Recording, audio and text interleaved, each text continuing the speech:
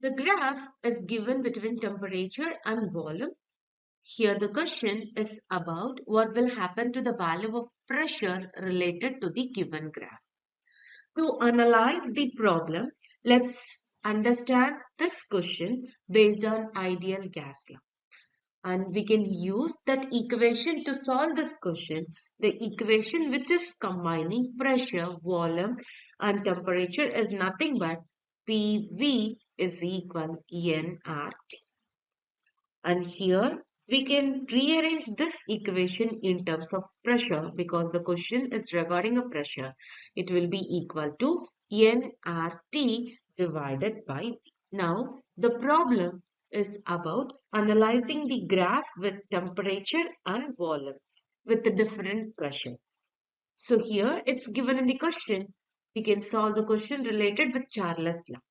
It's known that according to Charles' law, for a given amount of gas at constant pressure, the volume is directly proportional to temperature. And we can write the equation V is equal nRT divided by. This implies that at a constant pressure, the graph of temperature and volume should be straight line through the origin with a positive slope because they are directly proportional. And from same Charles' law, we can say the volume is inversely proportional to pressure. So here we can say at highest pressure, the volume will be less. If the pressure is less, the volume will be high. So for a given temperature T, if the pressure increases, the volume V should decrease, lead to the steeper curve on a TV graph. So higher pressure will result in a curve that rises more steeply, indicating that volume is smaller for the same temperature.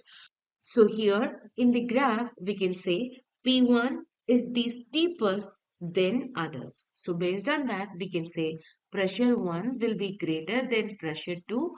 Pressure 2 will be greater than pressure 3. So based on this, we can say option B will be the correct answer for this question.